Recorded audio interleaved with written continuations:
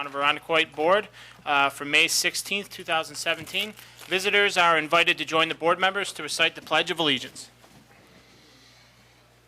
I pledge allegiance to the flag of the United States of America and to the republic for which it stands, one nation, under God, indivisible, with liberty and justice for all.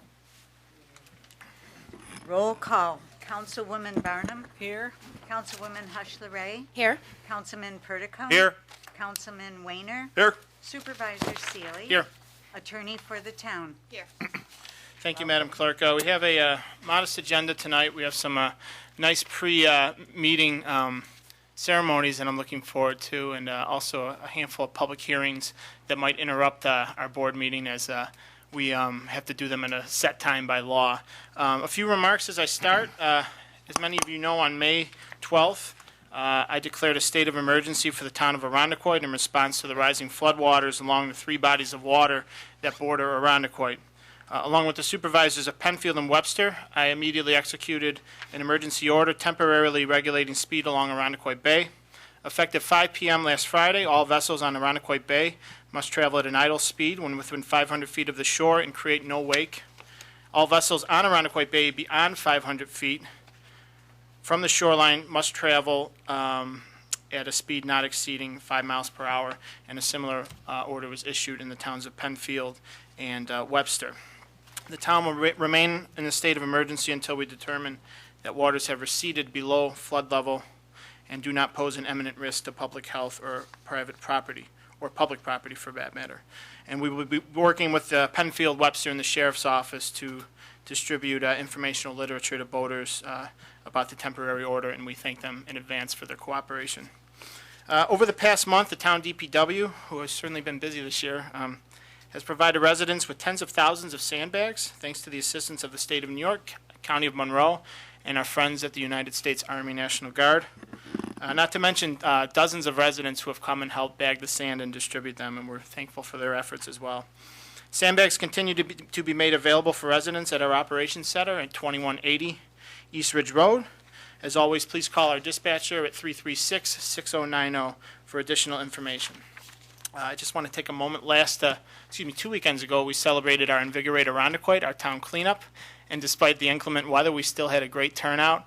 And this has become an annual event where we go and beautify our public areas, and you'll notice those Welcome to Irondequoit signs and our public parks look good for the coming season. So thank you to all the residents who came and volunteered their time on really what was a rainy day. And it's always so nice to see so many children volunteering as well. Last week, I recommended to the town board, I announced that the town board has accepted a recommendation from an ad hoc site selection committee to relocate the town's DPW garage to property currently owned by New York State near Route 590, Route 104, and East Ridge Road. For those of you who don't know, we experienced a tragedy at our DPW garage on Christmas Eve. We lost about half of it, and there is now an imminent need to build a new one. By moving the DPW operations of 85 years, it really poses an opportunity for us to really utilize the Town Hall campus as a community space, public amenity. So that alternative presented itself beneficial for a number of reasons, but one of the, secondary reasons for that is we can clear out that industrial site that you see in back of you and really utilize the space better, perhaps for ball fields, something else. That's a conversation we'll have with the community. We look to break ground in spring 2018 and hopefully complete by spring 2019. The Drug-Free Irondequoit Together, Defy Together coalition continues to grow. We had a meeting this morning and are taking some really good steps to forming a true grassroots effort to combat drug and alcohol addiction. I see Superintendent Crane, who's been very helpful with that as well. Our primary focus right now is the Adult Perception Survey, which centers on gauging how adult residents view drug use in Irondequoit. And I really encourage all adults, and this is just for the adults, we're very mindful of the teenagers as well. And the good thing about this group, it has a lot of teenagers from all three of our school systems. But for now, we're looking to gauge how adults view drug use in Irondequoit. I encourage you to visit the website, and I hope Nate is flashing a graphic of the link to the SurveyMonkey survey. Please take advantage of it. It's very helpful information for us. A few upcoming dates of note. The Memorial Day Parade will be held on Cooper Road and Titus Avenue Sunday, May 28th at 3 p.m.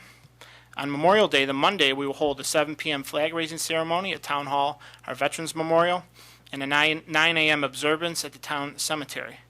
As always, we are eternally grateful to American Legion Post 134 for their help in organizing these events. Beginning May 25th, our popular farmers market will occupy the west lawn of Town Hall every Thursday night at 4 p.m. It continues to grow every year, and we look forward to expanding further east on the lawn, so you'll notice some differences. In addition to the farmers market, every Thursday provides some free family entertainment with our gazebo concert series from 6 to 7:30 p.m.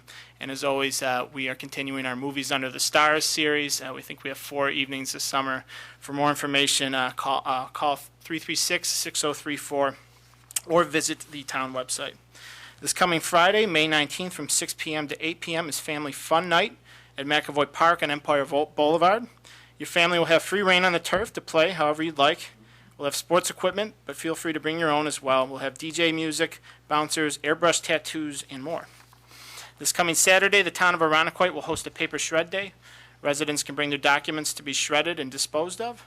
This will take place at Town Hall this Saturday, again, May 20th from 9 a.m. to 1 p.m. And finally, June 14th, we will have our Flag Day ceremony at the Veterans Memorial at Town Hall at 7 p.m. And as always, thanks to American Legion Post 134 and the Boy Scouts for organizing that event. And I'll just make one other announcement, and then we'll get to our ceremonies. Last month, we started off the meeting with a moment of silence for a young man who we lost due to a tragic accident. I just wanted to inform residents who have reached out to us regarding speed near our schools, particularly our high schools. Shortly after the accident, I reached out to both our school superintendents, gauging their support to lower the speed limits to 25 miles per hour near our high schools. With their support, I then wrote a letter to our county executive. These are both county roads, so the county ultimately determines this. About 2 weeks ago, we had a very good meeting with myself, Superintendent Crane, and Superintendent Allen with the county executive's office, and I think we're moving towards and have a conceptual agreement to lower the speed limits near the high schools to 25 miles per hour, and also through Chief Tantillo's leadership especially, look for some additional traffic safety advices. So more on that, but I just applaud the other government agencies for working together, and hopefully our end result is to make our streets safer for our youngsters. And with that, I'm going to invite the board to join me at the podium as we have a little fun before our meeting.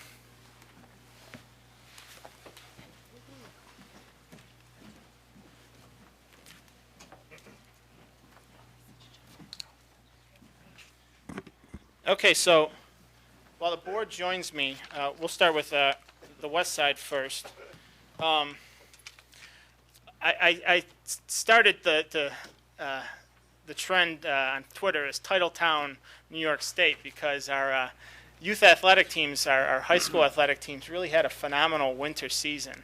And 3 state championships, 2 in athletics, 1 in music performance. But we're always proud of the accomplishments of our student athletes, not just our student athletes, our music, and all of our students really, for the things they do in the classroom and outside of the classroom.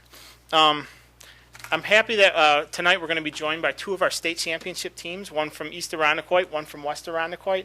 I'll start with our West Arundecoit champions, and I'm going to just say a few words, and then I'll ask you to come up and present you with a plaque.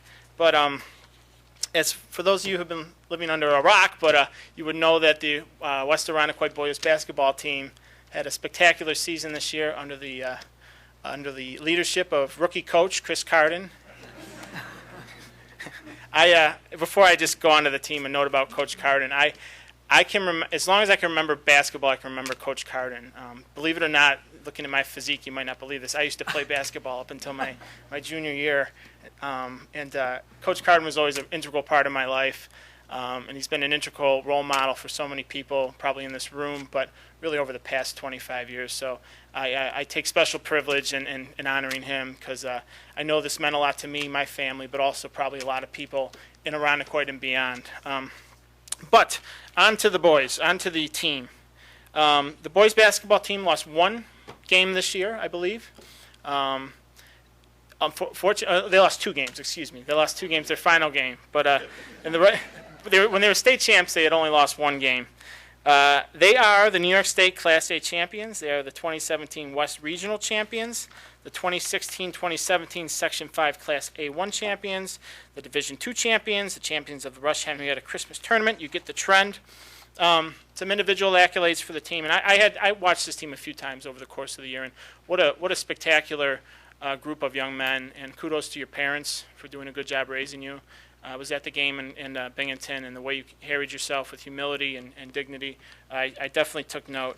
On the All Greater Rochester team was Zach Stenglein, first team, Gerard Drumgoole, first team, Alex Goldsberry, second team, Tyshawn Sizer, honorable mention, but Tyshawn came up big where it counted. I'll get to that later. And Chris Carden, co-coach of the year, which I took a little offense to, but I'm sure he was fine with it. But I had a little conversation with my cohort from Parrington, but it didn't go very far. Now, as they moved their way through the state championship, they won the sectionals, they won the regionals, and then proceeded to defeat a team from the Hudson Valley in the state championship. At that game, the Class A all-tournament team, Tyshawn Sizer, who had a phenomenal first quarter in the game, was awarded the MVP and Sportsmanship Award. Zach Stenglein was also a member of the all-tournament team. And also of note, the New York State Sports Writers all-state team, Class A, Mr. Stenglein was 5th team, and Gerard Drumgoole was 7th team. I'll now invite you to come up. Please give a round of applause for the boys basketball team of Irondequoit High School. And I'll just read their names. Jake Arrowwood, a senior, Robert Diaz-Judson, Gerard Drumgoole, Alex Goldsberry, Frederick June, Kaylin Kennelly, Tanner Piak, William Porter, Colin Schaefer, Tyshawn Sizer, Josh Stenglein, Zach Stenglein, Chris Vandercove, Devin Walker, Jeremiah Zitz. And head coach Chris Carden, assistants Dan Foley, Tim Mabb, Jeff Stenglein, director of basketball operations, also known as the guy who revs the crowd up, Sammy Schreier, Kerry Nealand, Jacob O'Neill, Kim Bartella, Matt Brennan, Brendan Cole, Tyler Carr, and Jeff Lancey. A true team effort. Coach, can I invite you to come over here? We always truncate these because we don't want to, there's a lot of consistent rhetoric in these things, but I just want to read portions of this proclamation we're proud to present to you. Whereas a great community is only as great as those individuals and organizations that perform exemplary service on behalf of their community, whether through academic or professional endeavors or simply through a lifetime of good citizenship. And whereas as representatives of the town of Irondequoit, the Eagles, the Irondequoit Eagles, the boys varsity basketball team of Irondequoit High School, won the New York State Class A sectional championship. Their dedicated coaching staff proudly represented Irondequoit, displaying their exceptional talent and character on and off the court. And whereas IHS boys varsity basketball players and coaches exemplified the characteristics of integrity, dedication, sportsmanship, and perseverance necessary to receive the well-deserved recognitions bestowed upon the team, players, and coaches throughout their impressive season, and in doing so served as an extraordinary example of the value of athletics to promote strong community values. And whereas the town of Irondequoit has a long history of distinguished organizations who understand the needs to recognize such achievements, now, therefore, let it be resolved that we, Supervisor David A. Seeley, and the town board on behalf of the entire town of Irondequoit, do hereby congratulate Irondequoit High School's boys varsity basketball team on their many successes in the 2016-17 season and offer our gratitude for the manner in which they represented their school and their entire town of Irondequoit. Ladies and gentlemen, give a round of applause for Coach Carden and Coach Eagles.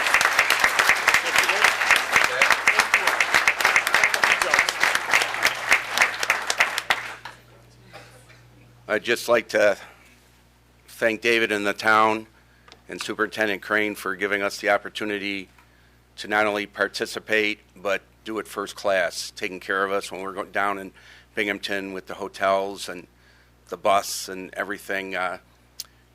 These guys, the effort that they put in, you saw during the season, but I remember the stuff that they put in off the season, in the classroom, in the gym, on 90-degree weather, during the summer months, playing 4 nights a week in the summer. We've been doing that for about 35 years, and it takes a lot of effort and a lot of work to play Irondequoit basketball. And these guys have chosen to follow that path, and I think it's a path that's going to lead them to greater things. So I really appreciate this award. I accept it with our team, our parents, our community. I'd like to thank you very much. Thanks, David.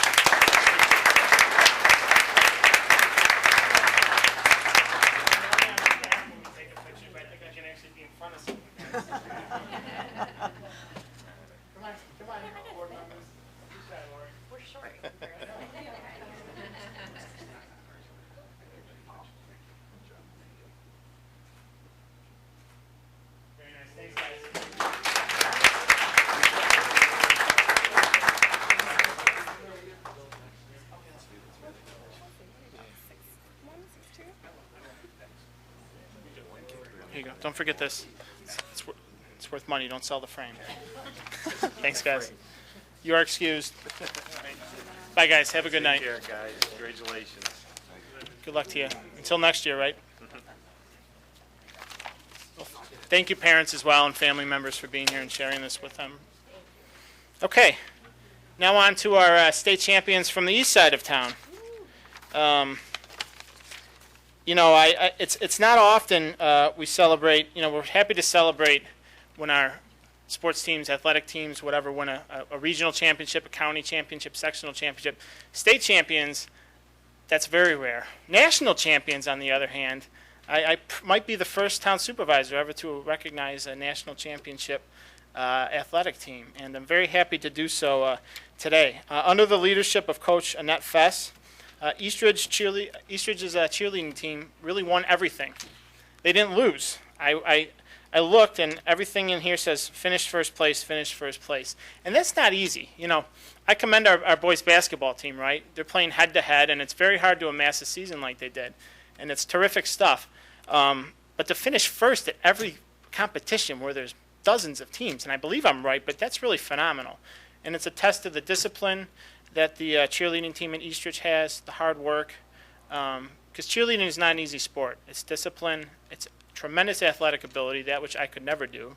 And I'm happy to recognize the Eastridge cheerleading team, and just to run through their many accomplishments, and you'll hear the word first often. Okay, they finished first place in all of their competitions. That's undefeated. The New Year's Classic in Syracuse, grand champions. The Greater Rochester Cheer Dance Elite 8, they won. They won the highest score of the day at the Victor Cheer Class at the Honeywell Falls Heart and Soul competition. They were the grand champs at Canandaigua's New York State Spectacular. They won the Monroe County Championship, first team all county. And recognized for that were Marcus Hickman and Shannon Cafaro. They won in second team all county was Zahara Bronson and Elizabeth Perkins. Then they won the Section 5 championship. The Nancy Sexton Leadership Award went to Marcus Hickman. The Coach of the Year went to Annette Fess. Then they won the state championship, and Zaria Bronson was the sportsmanship winner. And then they went to Virginia Beach and won the national championship. Really remarkable. I mean, just give a round of applause for that. To be the best at what you do is really phenomenal. So I'd like to welcome up the girls who are here from the Eastridge cheerleading team, and the young men as well, because this young man looks like he could pick me up and throw me out the window. I'm going to recognize all of you. Coach of the Year, Annette Fess. Zaria Bronson, captain. Shannon Cafaro, captain. Marcus Hickman, captain. Giovanna Seiler, captain. Cynthia Bruce, Kevin Colon. Jaden Dinkle, Sierra Gray. Gazir Holmes. Tavia Holmes. Diana Laganello. Yelia Martinez. Michaela Martinez. Melissa McLean. Selena O'Leary. Elizabeth Perkins. And Maria Sassone. Give it a round of applause for the team. And allow me to read the truncated version again. In full accord with long-standing traditions, the town of Arundequoit is justly proud to acknowledge Eastridge High School's varsity cheerleading squad, the Lancers, on their national championship. And whereas the Eastridge cheerleading squad and their dedicated coaches proudly represented Arundequoit winning championships locally, statewide, and nationally, demonstrating the spirit of talent in Arundequoit's youth.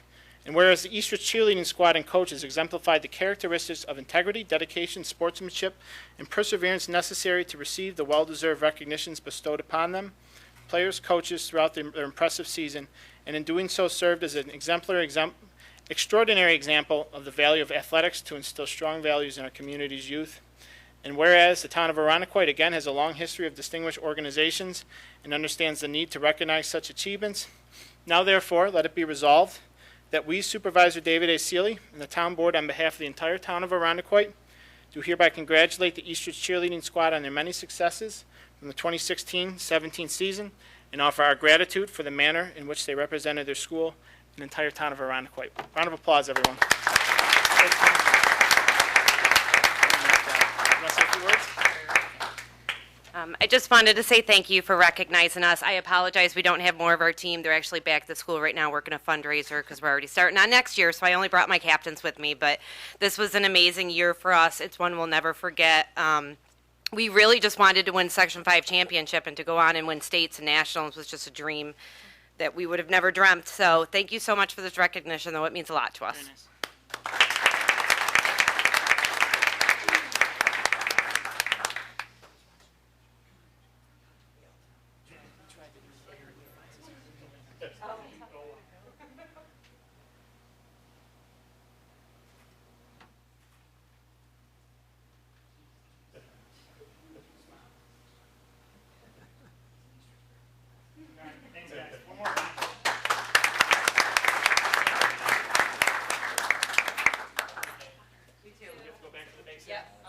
Now I feel bad.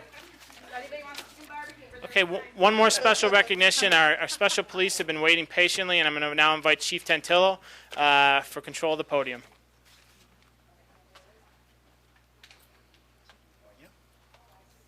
Thank you very much, Mr. Supervisor.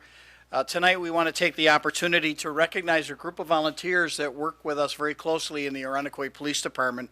They are the Arundecoit Special Police Unit. And if I could have Lieutenant Bean and Sergeant Reed join me up here as well, I'd appreciate that.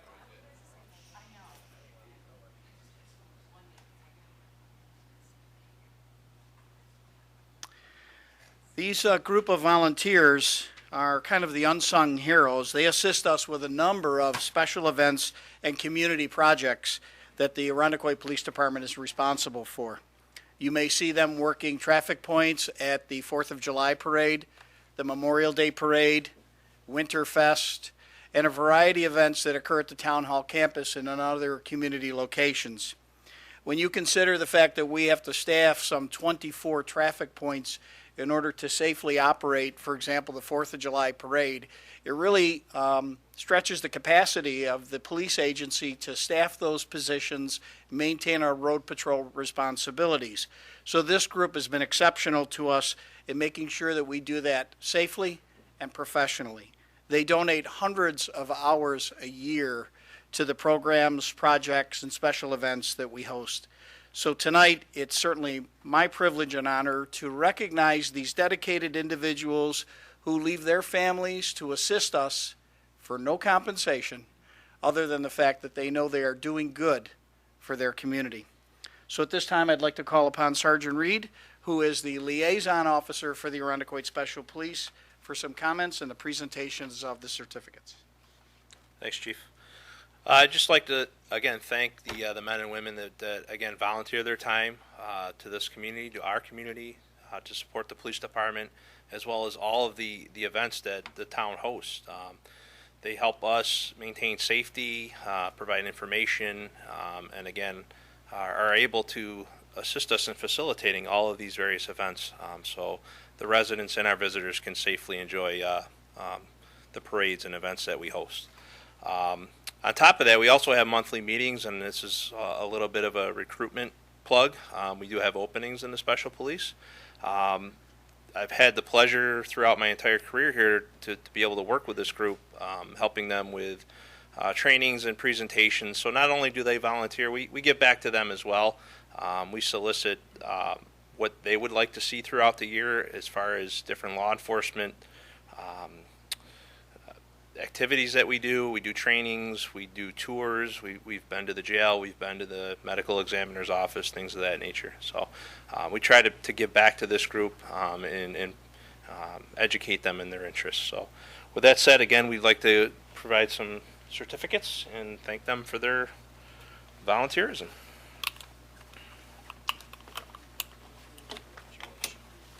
Start with Sergeant David George.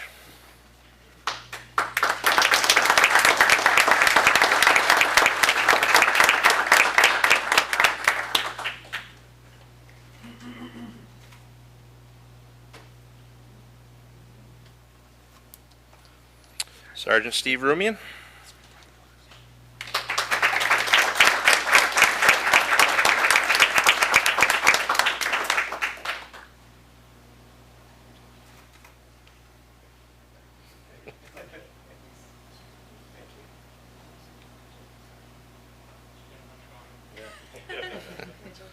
Officer John Armstrong.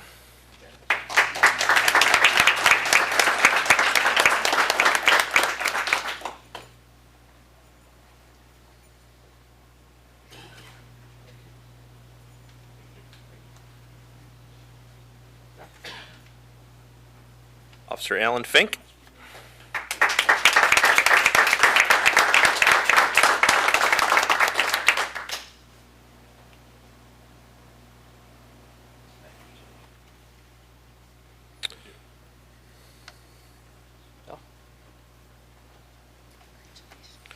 Officer Danielle Rawcliffe could not make it tonight, as well as her father, Officer George Rawcliffe. Officer Jose Santos could not make it this evening. Officer Mike Valenti.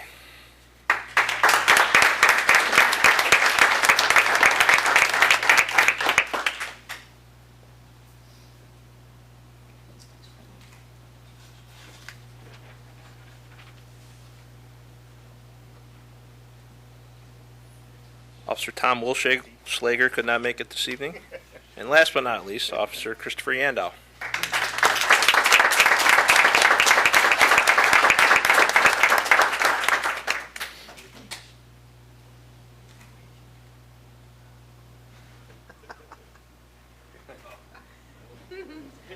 Good instinct. There you go. Thinking on the fly. Again, I want to thank the group of special police. If there is interest within the community to join this organization, you can find the application or interest form right on the town's website. So, again, thanks.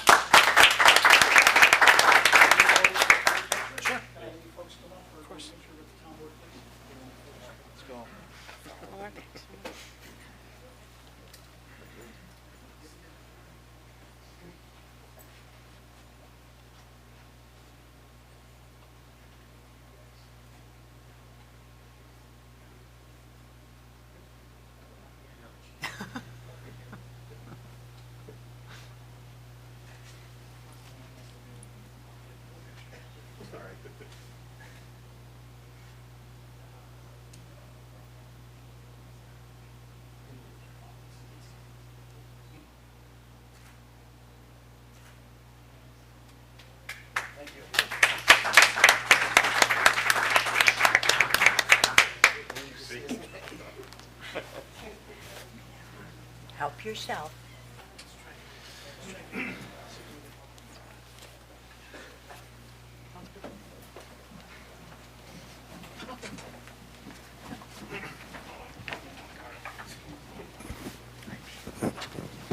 Okay, we can now move on to public input, and we're going to, certainly as many people can speak as we want, and we'll perhaps delay the hearing shortly, much to the chagrin of the attorney, but we'll eyeball it.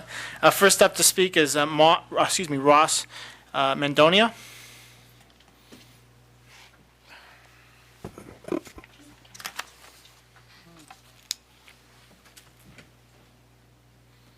Thank you. Hello. It was very nice to see all this happening here in town of Irondequoit. Wonderful community.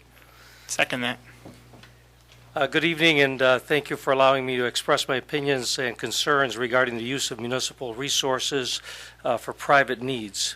My name is Ross Madonia, and I'm the president of Pride Plumbing Services Incorporated, and we operate throughout Monroe County. I am a licensed plumber and have been in the business for over 30 years and have done work in all jurisdictions throughout Monroe County. My concern is regarding the use of municipal equipment and workers to perform sewer cleaning, video inspections, sewer repairs, and sewer replacements on private property. First, I would like to ask this board to specify if the town of Irondequoit has a classification of what constitutes a private sewer system, and if there is such a classification, where and how does the private sewer system become public? It is my understanding that the current expectation by the sewer department is for a public plumbing contractor and all of its employees to know which address is within the town's jurisdiction, and then inform the homeowners to first call the town and see if they will handle the issue, and if they don't, to call us back. In most municipalities, the classification of what is considered public and private is determined by the easement or lot line. This is done by installing a lot line cleanout at the edge of the sidewalk in order to establish a dedication of the sewer system from private to public. This cleanout is paid for by the homeowner and once installed becomes the responsibility of the municipality. In most municipalities, if this lot line cleanout is not installed, the responsibility of maintenance is with the homeowner. In some municipalities, the homeowner is responsible all the way to the connection to the town sewer in the middle of the street. The other concern is regarding defamation by Town of Arundecoit Sewer Department employees. On several occasions, customers were told by Town Sewer Department employees that we were taking advantage of by our company, and that we should call, they should call us and get their money back because the town provides this service for free, basically calling us a thief. I would just like to inform the town board that we have over 10,000 satisfied customers with over 350 five-star online reviews.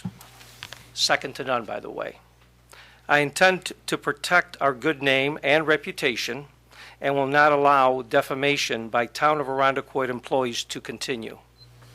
I feel that a communication to all residents as well as to all licensed plumbers as to what services and hours that these services are offered would be appropriate and would clarify what is town responsibility and what is homeowner responsibility. Thank you for allowing me to express my concerns. Certainly, Mr. Mendonia, thank you, and we're happy to follow up with you. Is there an address, do you have a card perhaps you can leave with the clerk? I can certainly do that. Thank you very much, I appreciate that. Thank you. And we'll get back to you. Do I do that now, or? You can do that now, or, thank you. Thank you. And just an announcement, we're going to move our public hearing just until after public input. I don't anticipate being that much longer, but I'd like to now call up Robert Dates, who has signed up to speak. Good evening, Mr. Dates. 2425 Brighton Henrietta. Robert Dates, 40 Delta Terrace. First of all, Mr. Sealy, we know you're stressed out with lake level. We get it. And I thought Hanging in there down there? Well, it's getting a little tricky. And I thought you did a wonderful job in the windstorm. You'd be commended. I saw you out there for like a week, so. I think our highway department workers. I they saw you deserve out it there, more. so. But anyhow, sir, this leads us to the 423 carryover, if you will. And of course, there's a new property owner there.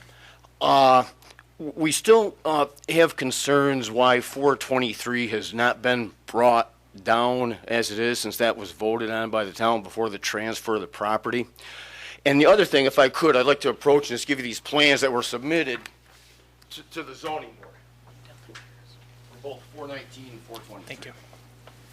And if you look at the blueprints and the use of the easements and everything, the new property owner is really asking to really pinch these properties into against the established neighbors, maybe up onto the bluff, a gigantic parking lot as far as the neighborhood's concerned, and the entire back of that yard.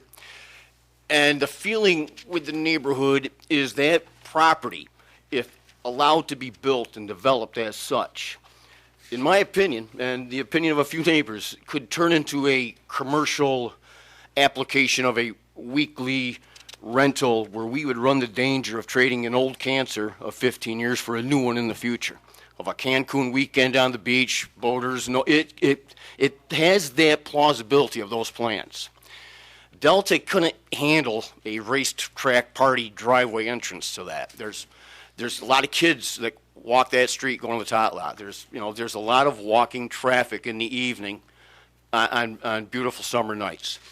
And we would just, we know that neighborhood needs to turn around. We get it.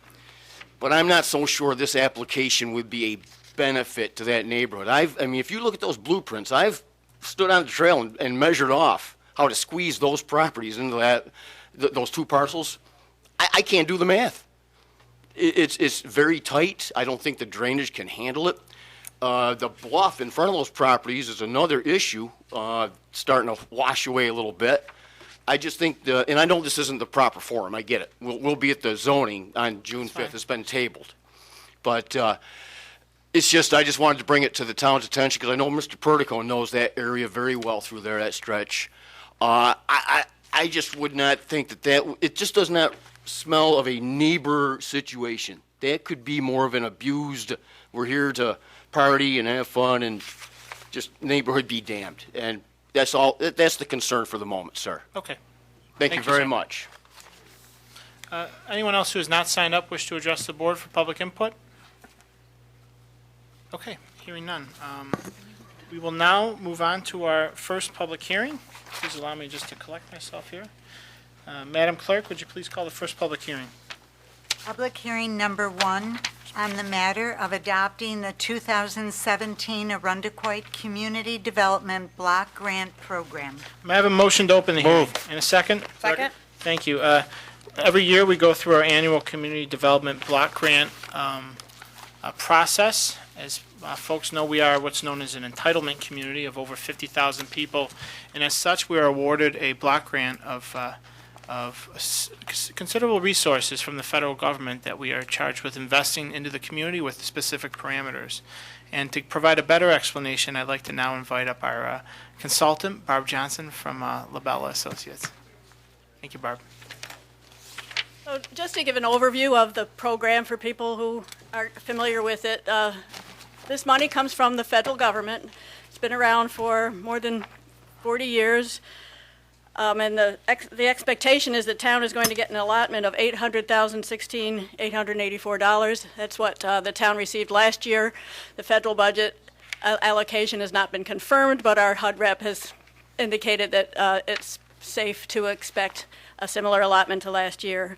So the town has a community advisory process, a committee of town staff, citizens, and they advise the town board as to how to allocate the town's CDBG money.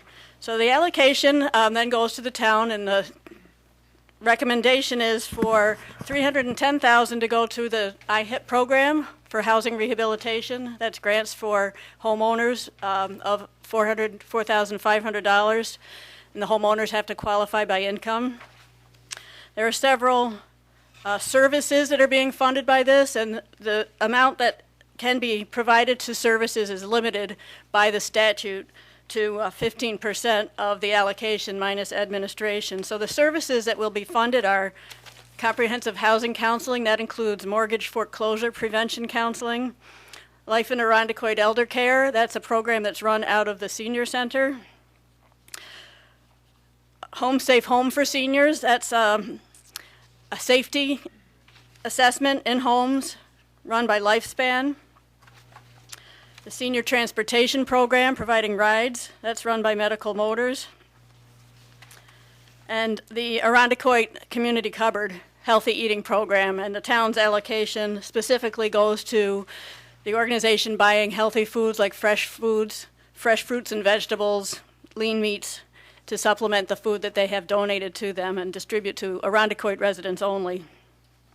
One of the new programs, a new program that will be managed by the town, is coordinating the senior programs. And the town, with its CDBG program last year, did a survey of what's needed in the town, and some of the things that came out of this are information to residents and also coordinating existing programs. So this $10,000 will be used to supplement staff time based at the senior center to help the programs work more effectively together and provide information to people who need programs as to which program is most suitable for them. And the first year of the senior mailing was last year, and that'll be continued up to 3 mailings to let seniors know directly what is out there as far as services and also other programs of interest. And the final one is street resurfacing. That's another large program. This CDBG is really intended to build things, so home improvement, rehab, street resurfacing, and that's a large part of the allocation of $310,000. So the eligibility for these programs, it needs to benefit low and moderate income people. The services, everybody who benefits needs to qualify by income. For seniors, that's a group of people that's presumed to be low and moderate income, so senior services automatically qualify. And for the street resurfacing, those monies have to be spent in neighborhoods that are mapped by HUD and the Census Bureau based on average income in those neighborhoods. So our DPW has selected necessary improvements in those neighborhoods, and it helps to complete those infrastructure improvements. Happy to answer any questions. Just a few. The estimate for the total program is based on the a status quo, correct? Correct. And we do have contingencies built in the event that our actual award will be less, correct? Yes. The town's advisory committee agreed that some of the services would be preserved at their same level because they're so small anyway, up to the cap. Certainly preserving the community cupboard in particular. And if it's a cut, it would need to come out of the home improvement program, which has some money already in its budget left over from previous years, so it would not affect their operation this year. Thank you. Any other questions? I'll yield. Thank you, and we'll call you up if we need further clarification. Any other in attendance wish to speak on the in the present public hearing relative to our CDBG program? Okay, hearing none, I'll now entertain a motion to close public hearing. Moved. In a second. Second. Thank you. And now I will make a, actually, Madam Clerk, would you call up the resolution, please? Resolution adopting the Arundequoit 2017 Community Development Block Grant Program. Motion, please. Move. A second. Second. Thank you, Peter. First of all, I'd like to thank Barb and Annie Seeley, who really quarterbacked this on behalf of the town. I'd also like to thank our advisory board, which is a citizen board made up of 4 residents who take the time a whole morning to review the recommendations. They ask very thoughtful questions. They're really, I would say, a check, an accountability on us to make sure we're always spending this money and looking to direct it where it has the highest impact. And I'll just make a note, CDBG has come under threat recently with some suggested changes to the federal government. The contingency budget thankfully held that money in there. September is a short while away, so we don't know what the final federal budget will mean. But I'll just make a point, and I think I made this to a media outlet, but this is money that goes really directly to help people. It's invested right into our community. It's invested to people who really could use it the most, whether it's lower income, whether it's our seniors, whether it's neighborhoods whose infrastructure could need some improvement. And I'm also proud of the accountability by which we spend this money. We dedicate a lot of staff to make sure we're compliant with the federal government. This is very stringent guidelines we're forced to follow, and through our consultant, but also staff really keeping very good tabs on how this money is spent. We're required to do that, and I'm very grateful for the good work that they do. Any other questions or comments? Hearing none, all those in favor say aye. Aye. Opposed? Resolution is adopted. Public hearing number 2 on the matter of Consolidated Sewer District Extension at 212 Leicestershire Road. Motion to open hearing. Moved. A second. Second. Hearing is open. Commissioner Kiley, explanation, please. He's hurrying back.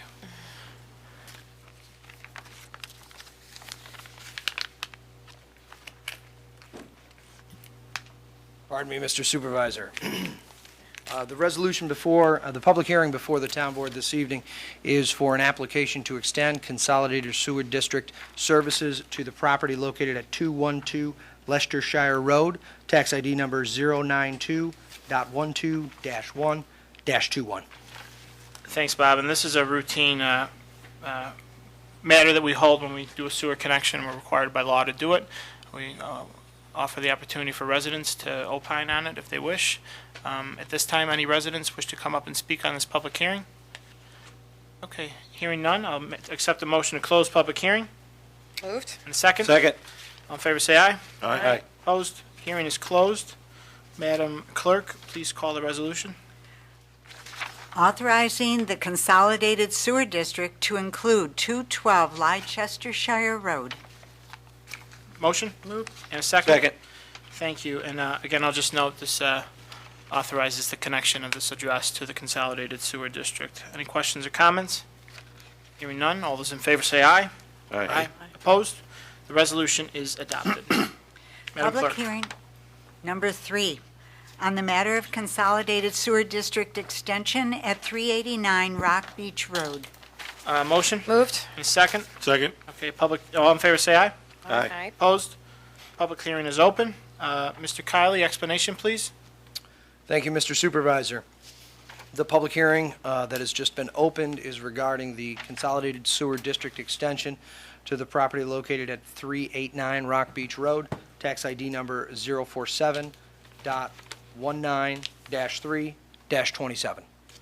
Thanks, Bob. And this is a little different in the sense that a special permit was issued at last month's meeting, correct? That is correct. The resident at this address requested an emergency connection into the Consolidated Sewer District due to a failing septic system.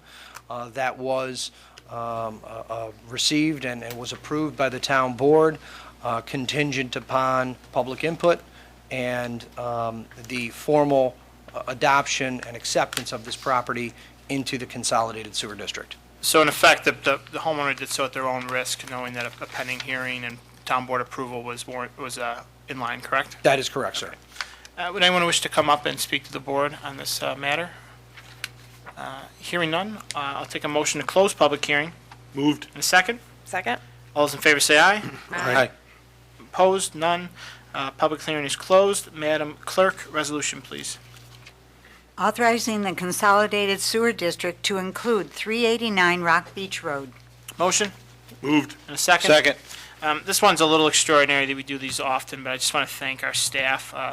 In this case, the resident came in with an eminent need. Normally, when we get proposals like the previous resolution, it's for a prospective, it's not eminent need. In this case, the resident had significant threats to their private property and needed to connect as soon as possible. So I'm thankful to staff and council for allowing us to do this and doing it the right way. Any questions or comments? Hearing none, all those in favor say aye. Aye. Opposed? The resolution is adopted. Public hearing number 4, authorizing speed reduction on Cottonwood Drive from Thatcher Road to Thomas Avenue from 35 miles per hour to 25 miles per hour, and the establishment of traffic control devices. May I please have a motion to open the public hearing? Moved. And a second? Second. All those in favor say aye. Aye. Opposed? Hearing is open. Chief, explanation, please. As a result of the traffic flow associated with that particular neighborhood, it was determined that with Cottonwood Drive, a request was made for a speed reduction, and due to the configuration of that roadway, basically the size, it was felt that we would support that proposal and recommendation that the speed limit be reduced to 25 miles an hour. Also, while assessing that particular stretch of roadway and the feeder roads to Cottonwood, as we observed and assessed Florenton Drive, Thatcher Road, and Barron's Road, that we would establish stop signs at the end of those locations that they feed into Cottonwood so that we continue with the safety plan associated with that area. Thank you, Chief. Would anyone in attendance like to address the board on this public hearing? Okay, very good. Come on up. Thank you. If you could just say your name. How you doing? Could you say your name and address for the record? Okay, name is Gary Pelosi. I live at 54 Thatcher Road, which is right at the intersection of the opposite north side of Cottonwood Lane and Thatcher Road.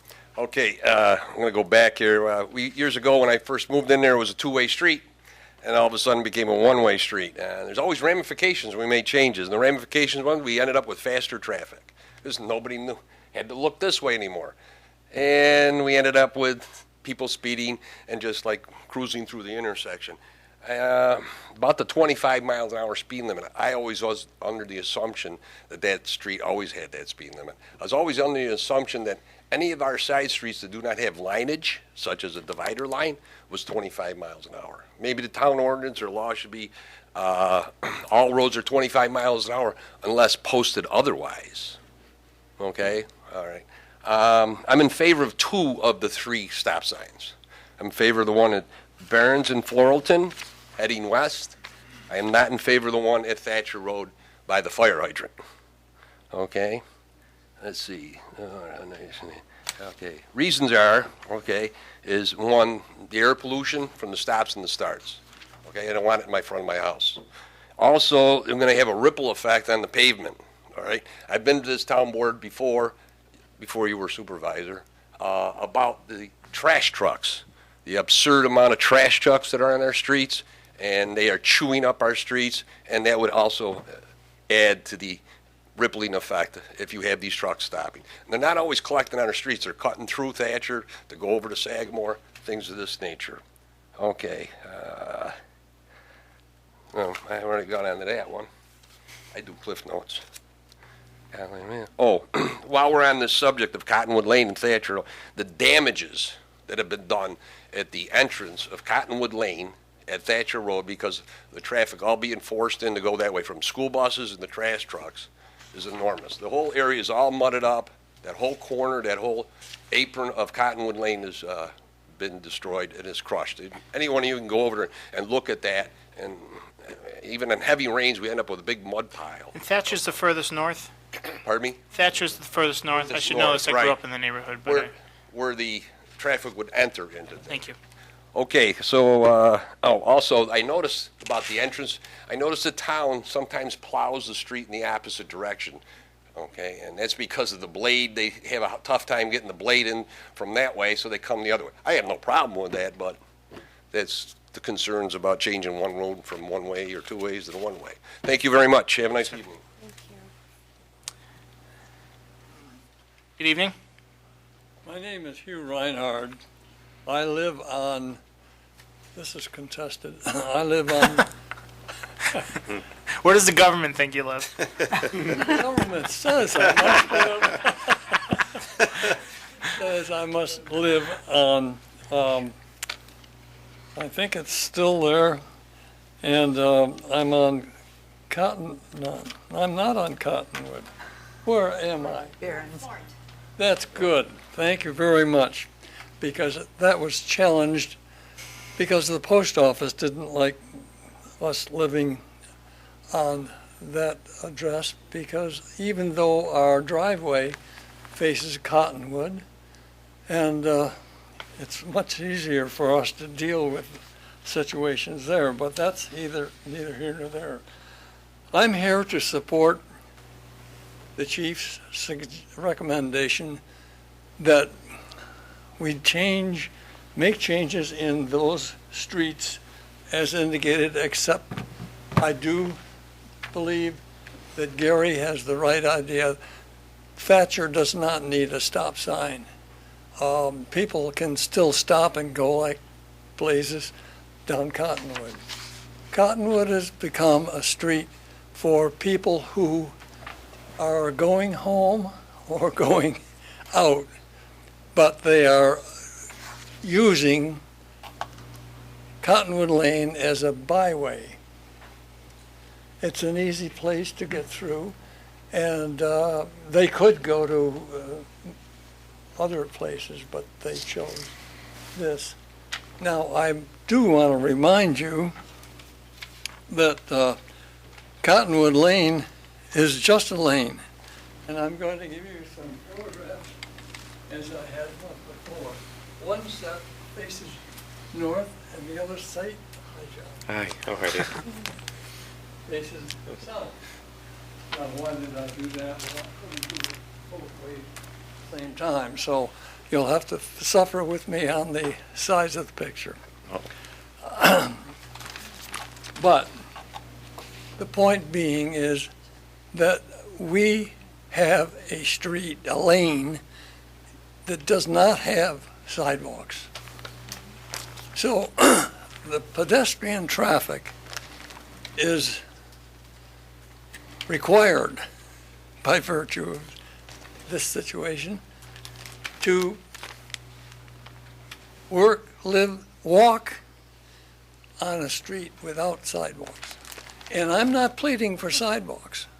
I don't want sidewalks because it'll come in and disrupt the right of way. Let's not make a small thing a bigger problem.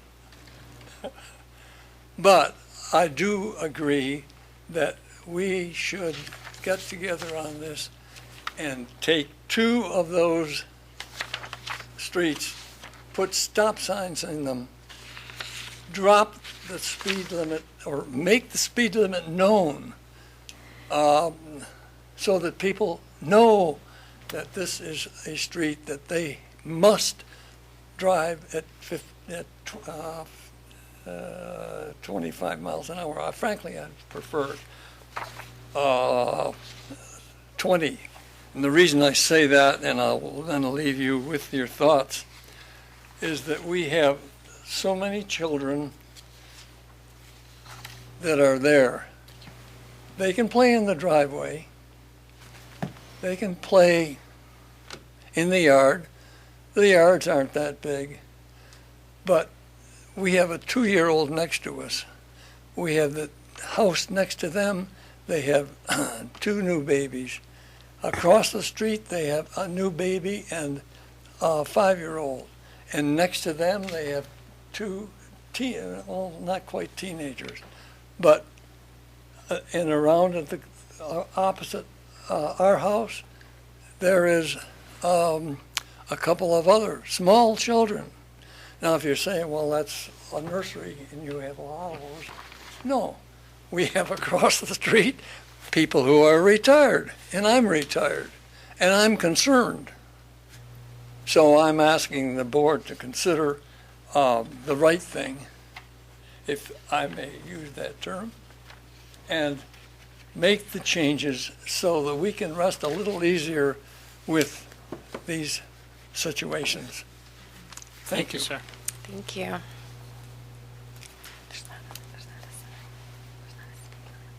Good evening. Hi, I'm Sylvia Ost. I live on Mount Airy Drive, hence my interest in Thatcher Road. As you know, Thatcher runs between St. Paul and Mount Airy. As Thomas is the other end, Cottonwood. Can I ask a favor? runs- Just don't be afraid of that microphone, okay? Sorry. That's okay. Cottonwood runs between Thatcher over to Thomas, and it's one way from Thatcher to Thomas. And it's hard to see a rationale for a stop sign on Thatcher. It's a narrow enough street that you have to really slow down to turn into it. And it seems to me that it would be, there wouldn't be a reason to have one on Thatcher Road. I totally am in favor of the 25 mile Very an good. hour speed limit. So you are in favor of the other locations, Florentine The and other Barron's? 2 make complete sense, but I don't see a reason for Thatcher.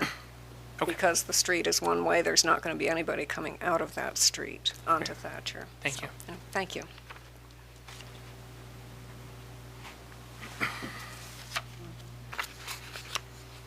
Good evening. Good evening. I'm Nancy Pelosi. I'm related to the first guy who talked. I'm his wife. So I live at 54 Thatcher Road, and we've lived there for 30 years, so we know the neighborhood very well. The first thing I'd like to say is that we never received any notice of this. I know this, the information about the proposal and the hearing from other neighbors who did, so I'm a little curious as to a couple of things, how the notification was disseminated since we didn't receive anything. And number 2, the letter that was given to me talks about a signed petition. Nobody ever approached our house or any of either Gary or myself to sign any petition.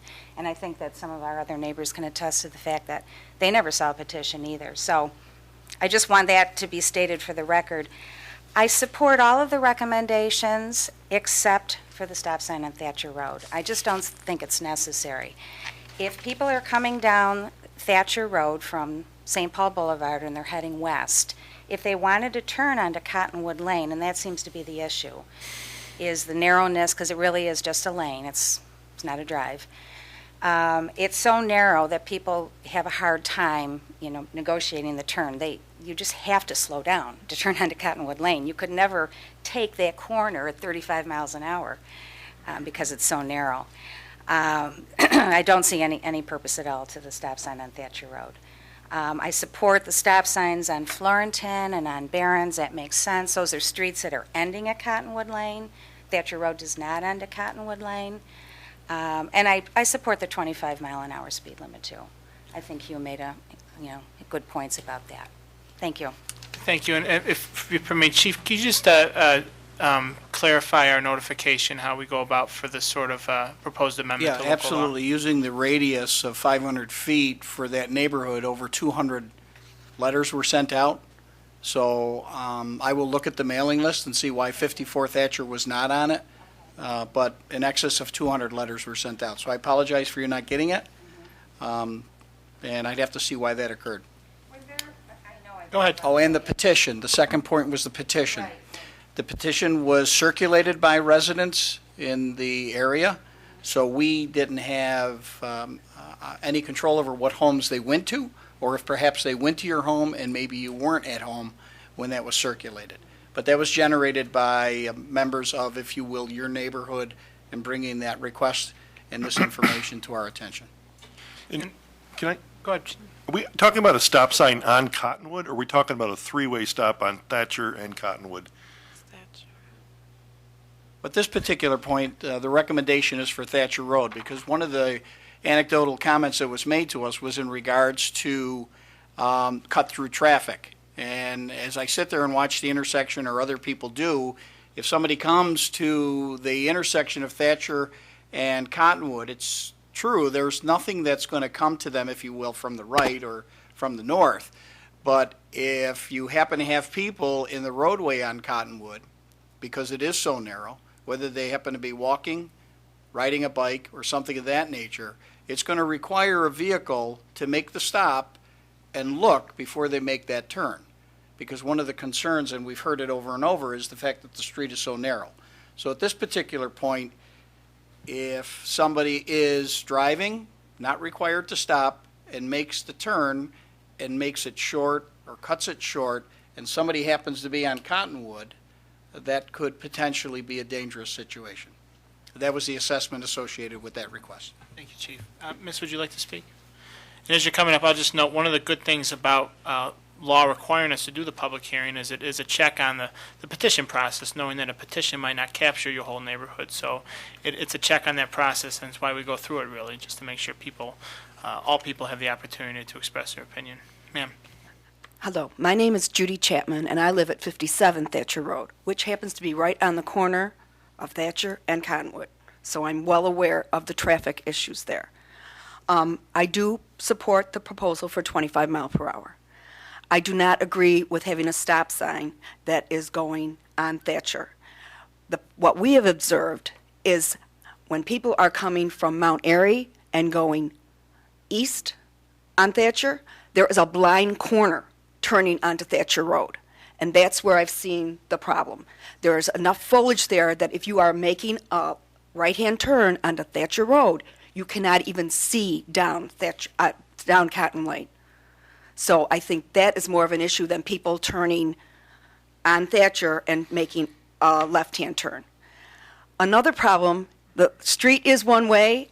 We live right on the corner. I cannot begin to tell you how many times people go wrong way down the street. So it's not, I don't know, it's labeled, but people still do it. And that happens to me at least once a week. I see somebody going the wrong way down the street. The other thing, as Gary said, the entrance there, the turnoff from Thatcher onto Cottonwood Lane is very, very, it's a mess. It is a huge puddle, it's a mess because of all the school buses and everything, the trucks going down there. So I disagree with having a traffic stop sign on Thatcher Road and Cottonwood Lane. But I would like something to be addressed about the visual when you're coming from Thatcher onto Cottonwood. You're saying there's an obstruction? The whole corner is foliage. Okay. If somebody is walking, when you're coming Thatcher and you are going west, you can look through our front yard. It's empty. You can see if somebody's there. I mean, I turn down that corner every day to go to my house. I can always see if somebody's walking. If you are going east, you can't see who's on Cottonwood Lane when you're on Thatcher because of the foliage in that corner. That is a total blind spot because I have warned my children and my grandchildren about it repeatedly. And we've been on that corner for 39 years. So. Okay. I'll just request Commissioner Kiley go on take a look at that because if it's in the right of way, we don't want foliage obstructing it, and we certainly can address that. Right. And as it says, this is Cottonwood Lane. It is not Cottonwood Drive. It is a very narrow I street. know. Okay, anyone else wish to come up and address the board? Yes. Good evening. We're newbies. We've never done this before.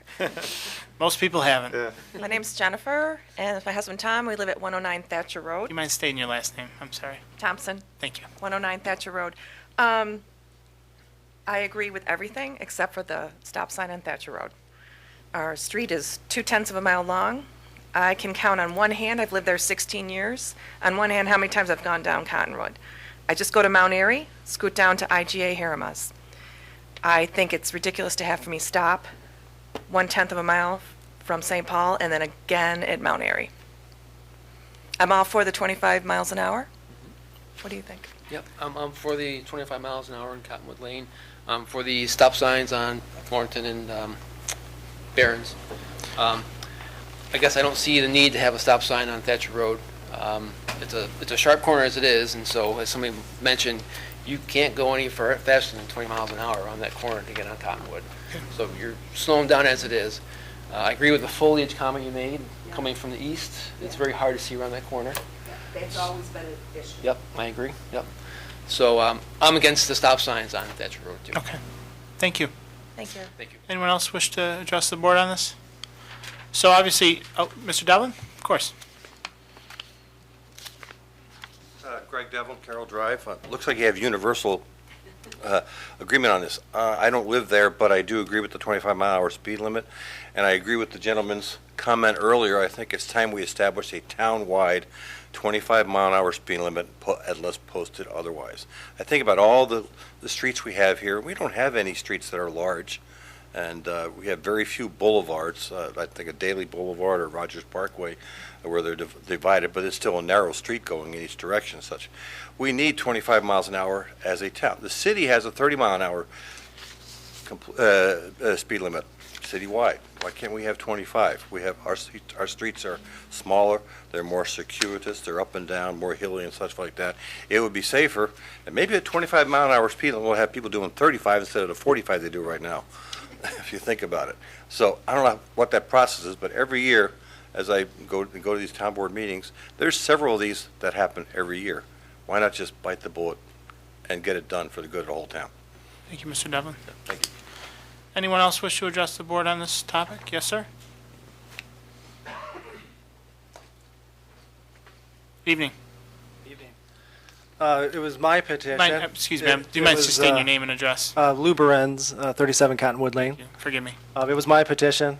It was during a lemonade stand where all the kids were running around and all the walkers walking past would sign the petition. We'd explain to them what we were looking for because people would fly down the street. There's a bunch of kids everywhere, as Hugh definitely explained.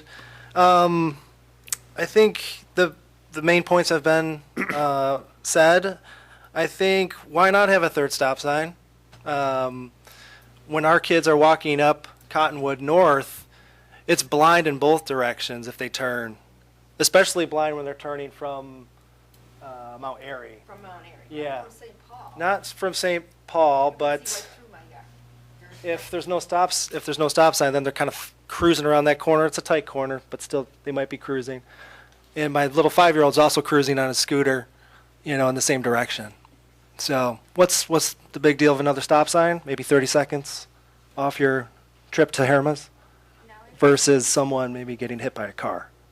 The other thing I wanted to say was, I think we asked for speed bumps, but I don't think that was actually possible, Chief? Yeah. Yeah, that's correct. That's not something that we would implement as a result of the DPW.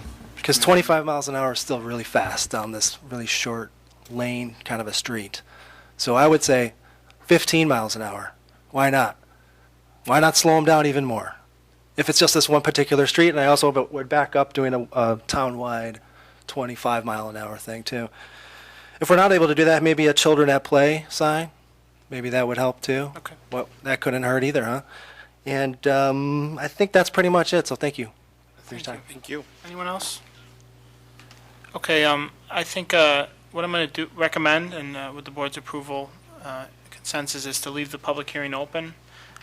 We can't, if we were to consider amendments, we could not do that tonight. We could not amend it tonight. But I thank people for their input.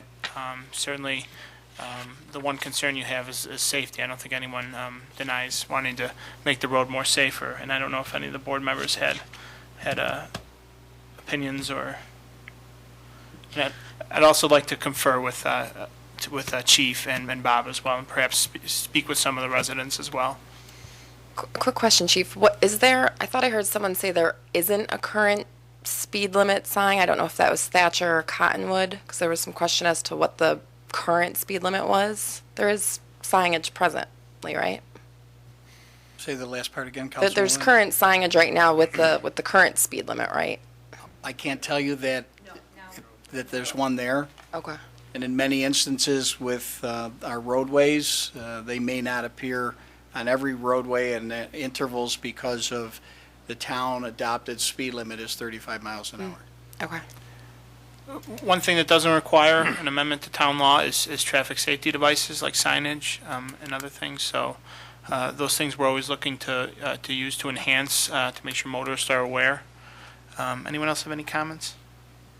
My only comment was I heard a lot of people that didn't agree to the fact that they thought it would be a good idea to have stop signs on Thatcher Road, but also attest to the fact that that was a blind corner for a lot of that turn, which concerns me. That it's certainly making people stop would be a lot safer, especially if it's blind from one direction. Mm-hmm. Of course, public hearing's still open. You can come up. You can come up. All the people at home watching want to hear what you have to say. Okay, thanks. The stop sign proposal, as I understand it, would be going west on Thatcher. And when you're going west on Thatcher, the foliage is not in the way. It's the other corner. So, as Judy had indicated, if there were to be any stop sign at all, Chief, it wouldn't be in both directions? No. Not based upon this recommendation. The information we got was the traffic flow was more excessive from St. Paul Boulevard, if you will, going west. I'm not an expert in this. I would think that would be confusing to have a stop sign in only one direction. I don't know that I could ever recall encountering any T intersection that had it stop in one direction and not both directions. The other point I wanted to make, as Judy had indicated, is their house is on the corner of Cottonwood and Thatcher, and the front yard is very open. There's no foliage or bushes or anything. Mm-hmm. So when people are coming down Thatcher Road, as they're going to turn onto Cottonwood, they have a very clear view through her yard. Even though the lane is narrow, the visual field is quite large because it includes the Chapman's yard. Okay. I'm looking at it now on Google Earth. I'm going to make a motion to table the resolution. Have a second? Second. Okay. All in favor of tabling the resolution? Aye. Aye. We'll leave the public hearing open. Thank you all for coming, and it's always good to talk things out in a civil manner, isn't it? And we will make sure that we have all your addresses on record. We'll make sure you're notified of any other potential amendments to the proposed law, okay? Thank you. Good evening. All right, we're not done with public hearings yet. Public hearing number 5, authorizing a no parking zone on Armstrong Avenue. May I have a motion to open the public hearing? Moved. And a second. Second. Public hearing is open. Chief, quick explanation, please.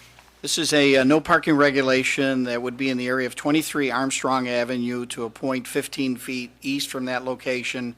This would provide the resident of that residence greater accessibility and ease in entering and exiting her driveway as a result of some increased parking situations that have occurred in the neighborhood, as well as a result of a change in residence that is adjacent to her due to the amount of traffic that they get as a result of it being a group home. So this would provide her greater accessibility and just make that whole area safer for anybody that's accessing that particular area. Thank you. Would anybody wish to address the board on this matter? Seeing none, I'll have a motion to close public hearing. Moved. And a second. Second. All those in favor say aye. Aye. Opposed? Public hearing is closed. Madam Clerk? Authorizing the adoption of local law of 2017 to prohibit parking on a portion of Armstrong Avenue by amending Section 222-62 of the Code of the Town of Arundequoit. Motion? Moved. And a second? Second.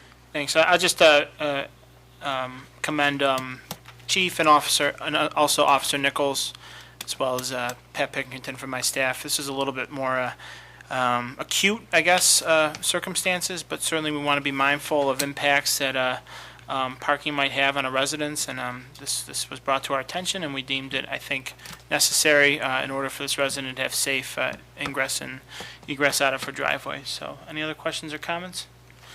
Hearing none, all those in favor say aye. Aye. Opposed? Resolution is adopted.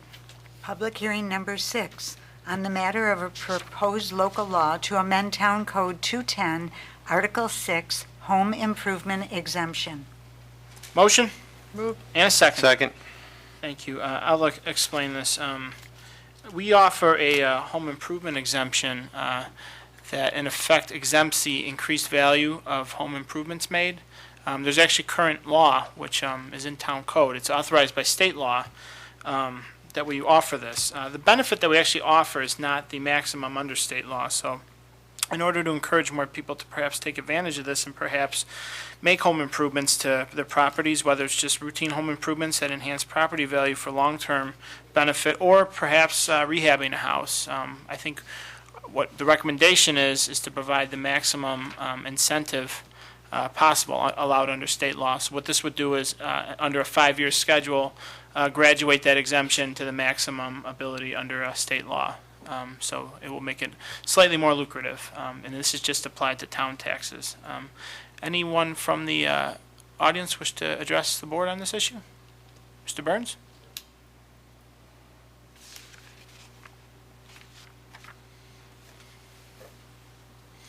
Evening. Good evening, everyone. My name is Christopher Burns from 90 Kinnery Drive. And Supervisor Seeley, by way of clarification, you mentioned moving it to the most lucrative amount. Do you mean in terms of property tax exemption or the cap on the level of investment that would qualify for It would the be exemption? actually both, sir.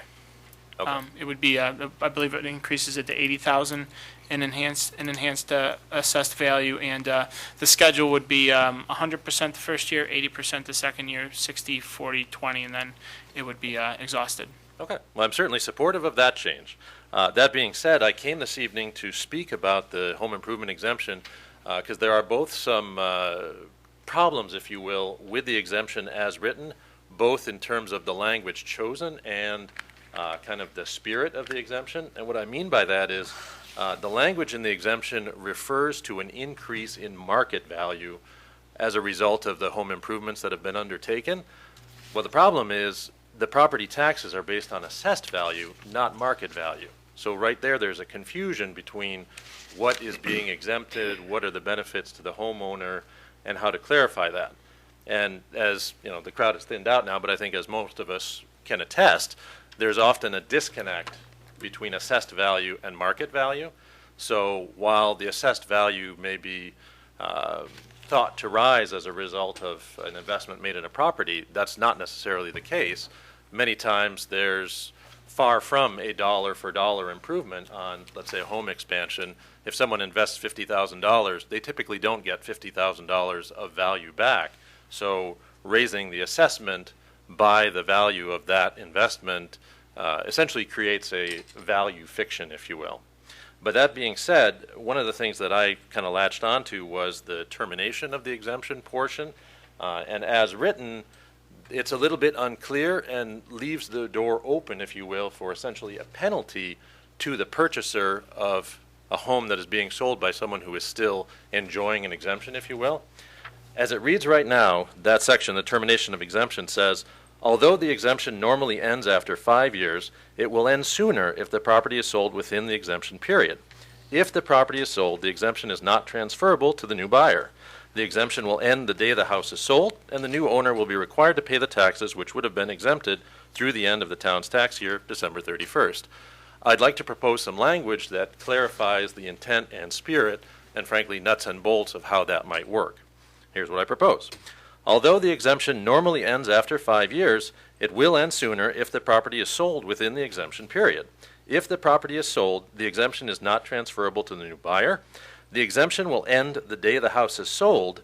The new owner will, from the next consecutive tax year forward, pay property tax on the full assessed value of the residential property unless and until the buyer qualifies for other exemptions from the town. For purposes of calculations at closing of buyer-seller credits and repayments of funds for the residential property in question, the buyer will be required to credit to seller only the prorated share by remaining days in the current calendar year of the annual property taxes actually paid in the calendar year of the date of sale. The buyer will not be required to remit to the town the prorated difference, again by remaining calendar days in the current year, between what the seller had paid and what the tax would have been on the full assessed value of the property. It is the intent of the article to incentivize property owners to make improvements in real property in this town.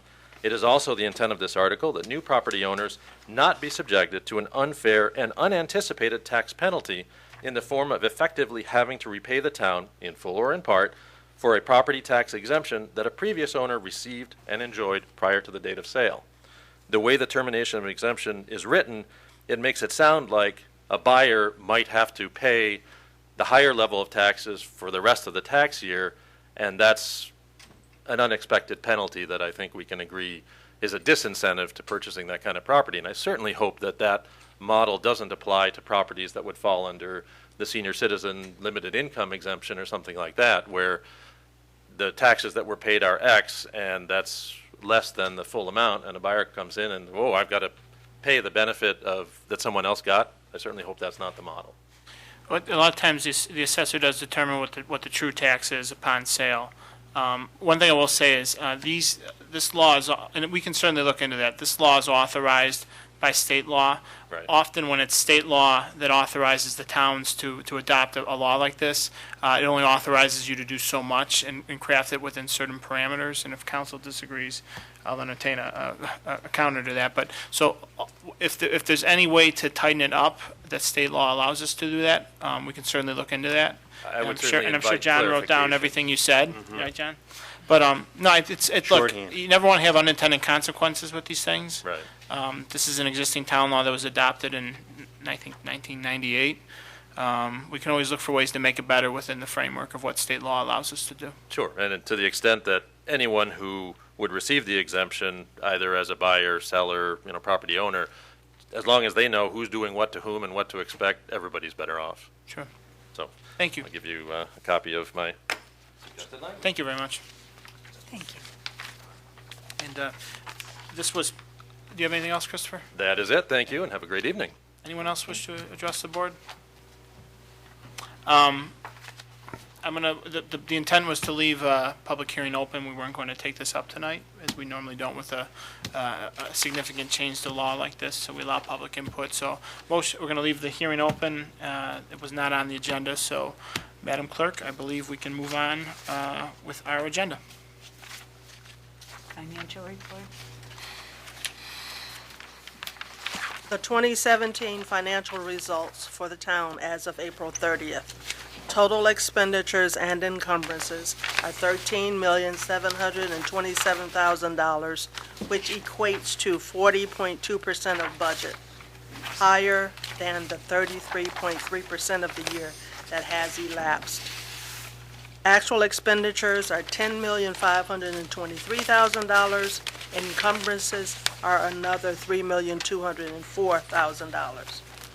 Included in the total expenditures of $13.7 million is approximately $1.9 million of fire-related expenditures, $1,006,000 of actual expenditures, and $881,000 of encumbrances. Without the fire-related expenses, the town would be at 36.7% of budget, or $11,840,000. The $1.9 million in fire-related costs primarily lie in highway, $1,063,000, and sewer, $663,000. General fund expenses are 35.9% of budget, or $7,193,000. The expenditures break down as follows. Actual expenditures, $6,011,000, and encumbrances, $1,182,000. Included in the general fund is approximately $155,000 of fire-related expenses. Excluding those expenses, the general fund would be at 35.2% of budget. Collectively, expenses in the highway funds are $3,104,000, 54.8% of budget, above the percent of the year that has elapsed. Regarding the traditional year-after-year expenses, encumbrances are prevalent for gas and fuel in Highway 1, and for installment debt in Highway 3, and salt in Highway 4. Actual and encumbered fire-related expenses are $1,063,000. Minus these expenses, highway would be at 36% of budget.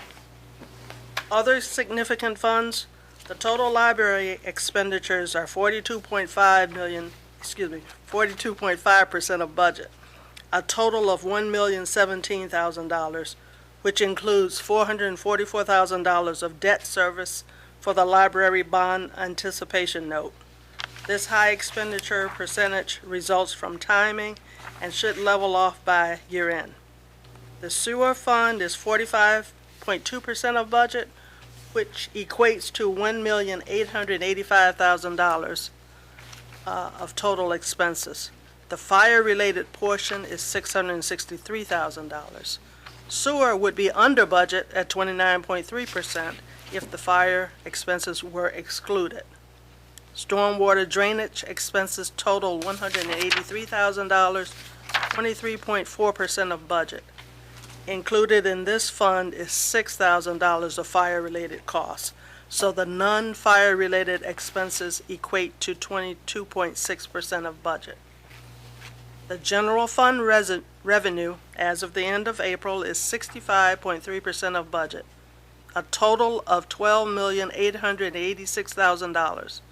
100% of tax revenue equating to $10.6 million has been received.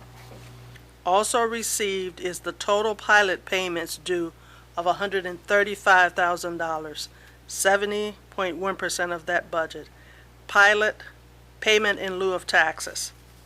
The revenue resulting from recreation program fees is $138,000, favorable to budget at 44.1%. The town's major revenue items are not yet due. Included in total revenue is $1.5 million of insurance recovery.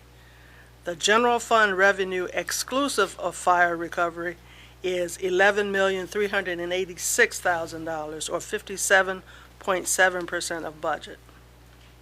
To summarize the entire town for the first 4 months, total revenue received along with appropriated fund balance is $24.6 million, or 72.7% of budget. Without fire insurance recovery, the receipts would equate to $23.1 million, or 68.3%. Real estate taxes across funds are all in at $16.7 million. The library has received $2,281,000, or 95.4% of its budgeted revenue. 75.2%, or $4.2 million, has been received by the highway, and sewer has received $4 million, 97.2% of revenue. This concludes my financial report for the month of April through the month of April 2017. Thanks, Andy. As I said at workshop, we continue to monitor the difference as we divorce the fire-related expenditures to just more operating expenditures. And the general is a little high, and we've concluded that's likely to do with just the overtime we've incurred from the weather events, and our hope is to be more efficient throughout the year, but also perhaps some reimbursement from either our federal, but more likely our state partners. So, any other questions or comments?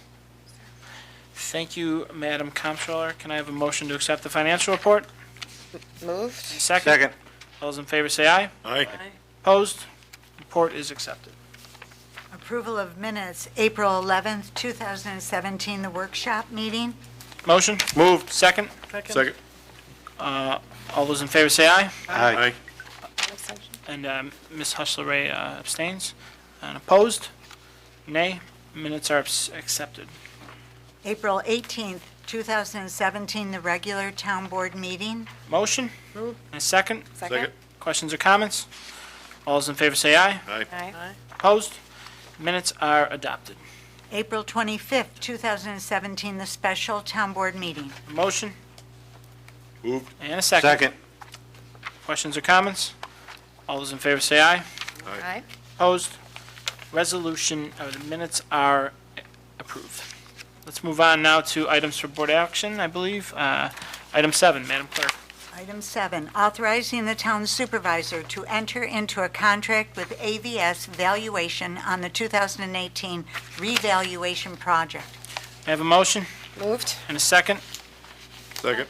Thank you. As we move forward with our 2018 revaluation, we're doing it largely in-house, which is good. It reduces costs and allows us to have really a more day-to-day oversight over it. However, we do need to contract on some outside consultants to help us with the updating of the 2018 roll. And a RFP committee met. I believe we interviewed 2 respondents to the RFP, and AVS is the recommended vendor. Any questions or comments? Hearing none, all those in favor say aye. Aye. Opposed? The resolution is adopted. Item number 8, calling for a public hearing on the matter of modifying an existing special use permit for a restaurant located on premises at 1780 East Ridge Road in a C Business District. Motion? Moved. And a second? Ms. Ivers, explanation, please. Thank you, Mr. Supervisor. This is in regards to an expansion of an existing special use permit for a new restaurant that's located at this premises. The business is Shimmy's Southern Restaurant or Southern Kitchen and Barbecue. The expansion of the special use permit will address items that are not currently covered under the existing special use permit granted to this property. And so next month will be the public hearing, and the owner and or representative of that business will be making presentation to this board to describe the additional expansion that they are requesting. Thank you. And we can be selective as to which items we're allowed to grant out of the special use permit? Correct. And so there'll be, the application is to consider the outdoor use of their barbecue pit, and as well as, I believe, expansion of some hours of operation. Thank you. Any questions or comments on calling the public hearing? Hearing none, all those in favor say aye. Aye. Opposed? Resolution is adopted. Item number 9, authorizing the supervisor to enter into a contract securing services for the Arundequoit Invitational Senior Softball Tournament at McAvoy Park. Motion? Moved. And a second? Second. Deputy Commissioner Sinton, explanation, please. Thank you, Mr. Supervisor. This allows you to enter into a contract with 3 individuals, Jim Billetier, Dario Armanini, and Herb Fuel, for 2017 and 2018 for running the Arundequoit Invitational Senior Softball Tournament. These individuals have run this tournament for many years in the past. This contract will just formalize our relationship with them and allow us to help them administratively. Thank you. And I appreciate yourself and other members of staff working with the organization. And this is a good tournament, and we're glad it's going to stay in Arundequoit. Questions or comments? Hearing none, all those in favor say aye. Aye. Opposed? Resolution is adopted. Item number 10, declaring the intent of the Town Board of the Town of Arundequoit to be lead agency pursuant to the State Environmental Quality Review Act regarding the transfer of real property for the development of a new Department of Public Works facility. Motion? Moved. And a second? Second. Commissioner Kylie, explanation, please. Thank you, Mr. Supervisor. The resolution before the town board this evening starts the State Environmental Quality Review Act process by which the town of Arundecoit will acquire a piece of property from the state of New York and construct a new DPW facility on said piece of property. As the town board is aware, the town of Arundecoit Department of Public Works will relocate to a piece of property located at the juncture of 104 and 590, a piece of New York State DOT property known as the 590 fill site. And so this process, this State Environmental Quality Review process begins this evening, and through which we will study any potential adverse impacts on the environment that may be caused and mitigated by the construction of a new Department of Public Works. For the process, I'll hand it over to actually Planning and Zoning Administrator Ivers to go through the process moving forward.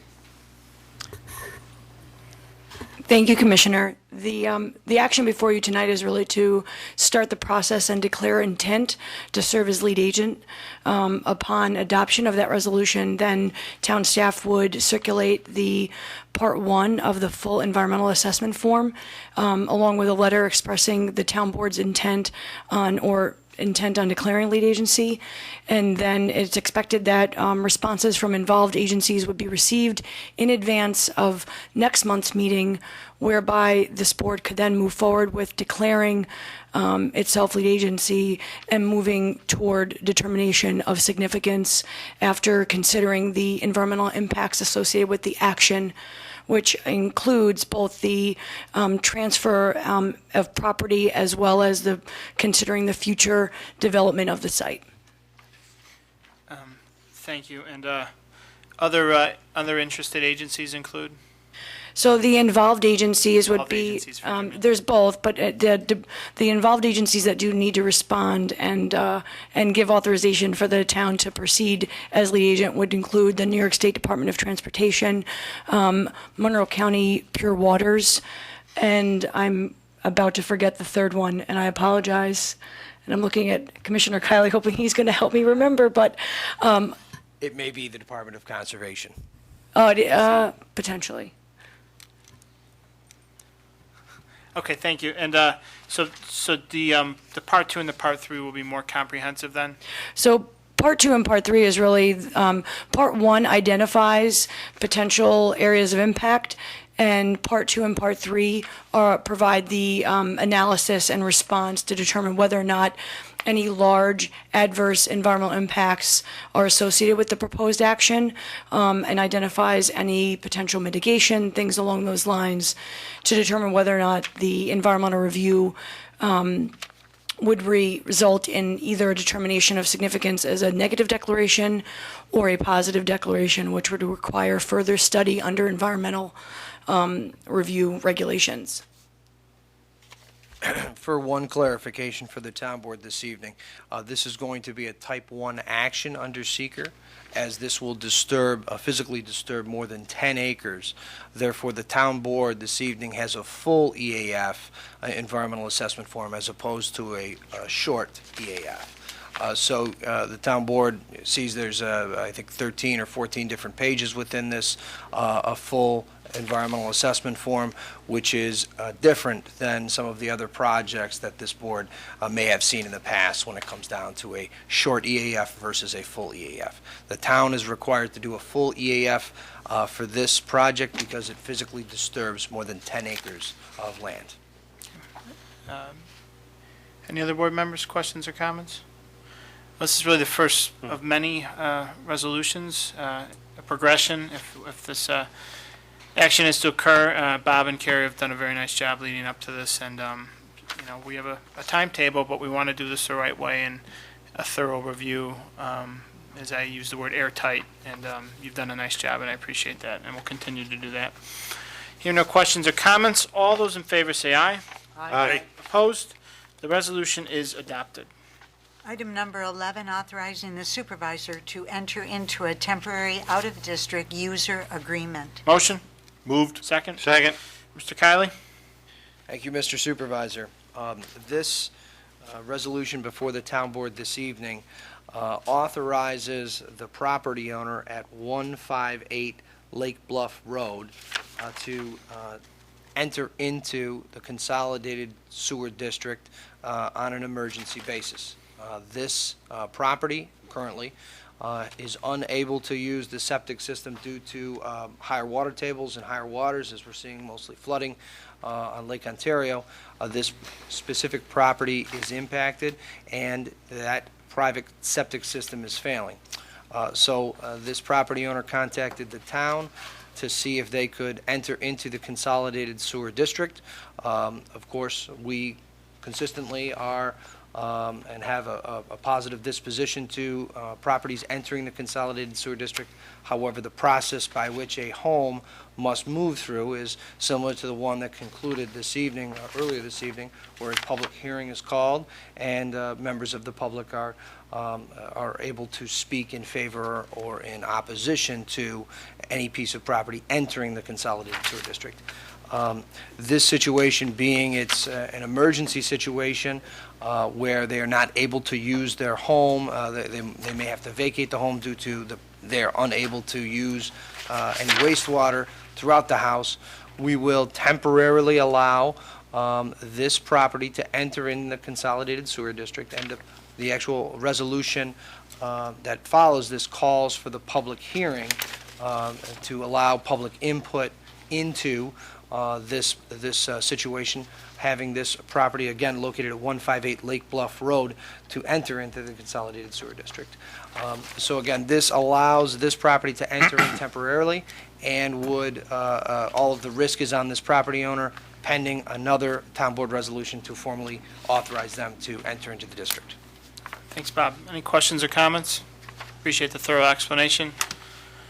Hearing none, all those in favor say aye. Aye. Opposed? Resolution is adopted. Madam Clerk? Item number 12, calling for a public hearing on the matter of a consolidated sewer district extension for 158 Lake Bluff Road, tax account number 062.50-1-3. Motion? Moved. And a second? Second. Thank you. As the Commissioner Kiley mentioned, this would call for a public hearing relative to the previous resolution, the temporary permit that we're issuing. Any questions or comments? Hearing none, all those in favor say aye. Aye. Opposed? The resolution is adopted. Item number 13, authorizing the supervisor to enter into various contracts with vendors for the town's 2017 Farmers Market and Gazebo Concert Series. I have a motion? Moved. And a second? Second. Thank you. Deputy Commissioner Sinton, explanation, please. This allows you to enter into contracts with entertainers for both the Farmers Market and the Gazebo Concert Series on Sundays. Thank you. And board members had an opportunity to review contracts at our workshop last week. That is correct. Thank you. Any questions or comments? Hearing none, all those in favor say aye. Aye. Opposed? Resolution is adopted. Item number 14, authorizing the supervisor to enter into various contracts with vendors for youth and family programming for summer 2017. Motion, please. Moved. And a second? Yes. Thank you, Peter. Mr. Sinton, explanation? These are various contracts with vendors for youth and family programming through our Parks and Recreation Department this summer. And that the contracts were available at the recent workshop. Thank you for board review. Any questions or comments? Hearing none, all those in favor say aye. Aye. Opposed? Resolution is adopted. Item number 15, authorizing a fund balance transfer to finance 2017 capital improvement program projects as stated in the 2017-2022 CIP. Motion? And a second? Second. Thank you. Every year we utilize, or not every year, but ideally every year we utilize fund balance from our sewer fund and our storm drainage fund so we don't have to go to the money market to invest in our infrastructure. And again, we will continue that practice, and it will allow us to use reserves or fund balance to execute items identified and adopted in our community, our CIP, Capital Improvement Program. Mr. Kiley, just an overview of what this will fund? These transfers would fund storm lateral and main replacement, as well as sanitary sewer lateral and main replacement. projects. Thank you. So critical maintenance and replacement? Yes, sir, Thank you. absolutely, sir. Any questions or comments? Hearing none, all those in favor say aye. Oh, Aye. Ms. Hope, what? I'm going to Not maintenance. thank you. Oh, very good. I will withdraw that comment in the improvements, correct? We are not doing maintenance with our CIP program. Thank you, Madam Comptroller. I will call the roll again. All those in favor say aye. Aye. Opposed? Resolution is adopted. Item number 16, authorizing the issuance of refunding bonds of the town in an aggregate principal amount not to exceed $3,625,000 pursuant to the local finance law and providing for other matters in relation thereto and the payment of the bonds to be refunded thereby. Thank you. Motion Moved. and a second. Second. Comptroller Seeley, explanation, please. Yes, this resolution is requesting approval from the board to enter into refinancing. We have a refinancing opportunity in front of us to refinance 2007 and 2010 bonds so that we can achieve savings. And the savings estimated from this refinancing activity is estimated to be $244,000, and that's over the period from 2017 to 2030, which ranges from $10,000 to $23,000 per year.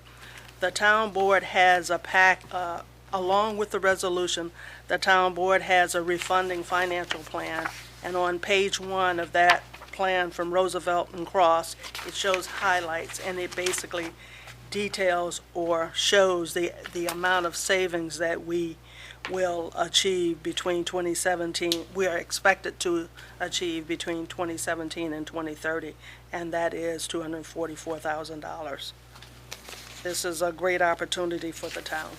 And just so thank you, Annie, and just so I'm clear, this doesn't bind us from doing so. It gives us the opportunity to pursue this. If it Gives us- pans out that the savings might not be realized, we don't have to pursue it, correct? That's correct. Very good. Any questions or comments? I'll just add thank you, Annie, and for the work on this, and I think it's a good opportunity for the town. Excellent. Hearing none, all those in favor say aye. Aye. Opposed? Resolution is adopted. Item number 17, authorizing the supervisor to enter into a contract for a lease purchase agreement with Key Government Finance for the financing of equipment for the Bureaus of Cemetery, Parks, and Public Works. Motion Moved. and a second. Second. Thank you. Madam Comptroller? or- Bless you. Bless you. Thank you. The attorney for the town will discuss. Oh, thank this. you. Before the town board is an equipment lease financing agreement from Key Bank, which was approved as the financier at the workshop meeting. I believe the comptroller compared quotes from 3 different vendors through a request for qualifications, and Key Bank had the best rates available for the town for the equipment financing for the 3 pieces of equipment for the Department of Public Works. In front of you is a copy of the lease finance agreement from Key Bank, and I wanted to draw attention of the town board to the area marked with the flag. The contract is finalized except for a provision regarding the assignment provision and the ability for Key Bank to assign this agreement to another individual or another company. Under general municipal law, a municipality is not supposed to allow for the assignment of a contract without their express provision, their express written consent prior to the assignment of that contract.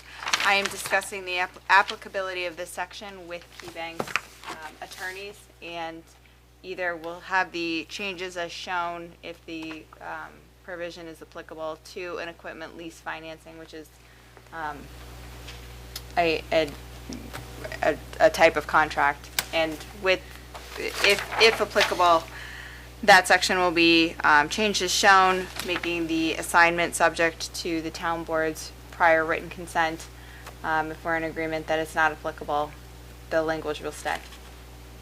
So the contract is finalized except for that provision. Is that clear to everyone? Mm-hmm. And if it doesn't pan out that way, we'll have to modify, correct? If it's significantly changed, we'll Okay, have thank to you. modify it. Thank you. Okay. Any questions or comments? Okay, hearing none, all those in favor say aye. Aye. Aye. Opposed? Resolution is adopted. Item number 18, authorizing the hiring of a laborer in the Arundecoit Department of Public Works. Motion. Moved. Second. Second. Commissioner Kylie, explanation, please. Thank you, Mr. Supervisor. There is a vacancy currently within the Department of Public Works in the position of laborer. This position is a vacant funded position in the 2017 budget, and this position was posted per all of the CSEA blue-collar unit guidelines set forth in their bargaining agreement. The interview committee conducted many different interviews with qualified applicants, and it's my pleasure to put the name of Scott Zampatori before the town board this evening for a permanent appointment to the Department of Public Works in the position of laborer. Mr. Zampatori is a true Arundecoitian, or Arundecoitier, or what we call ourselves here in Arundecoit. Scott, I think many residents and folks here know Scott through his years of service at the Ridge Culver Fire Department, and we're certainly very excited to have Scott coming aboard. Scott will be in the B shift for a little while, but we're certainly looking forward to working with Scott for the remainder of hopefully his career. Thanks, Bob, and I'm very happy to support this resolution. We talked a lot about public service being aligned with public works, and Scott is a true public servant, and we've had the pleasure of working with you in a different professional capacity, which will continue through your volunteer firefighter stewardship, but also glad to welcome you aboard to the town workforce. Any other questions or comments on this? Glad to have you. Thanks for being so patient. Yeah. This is we make you wait till the end. But happy to support this. Hearing no questions or comments, all those in favor say aye. Aye. Aye. Opposed? Mr. Zampatori, the resolution is approved, and as is customary, please stand up and let us applaud you.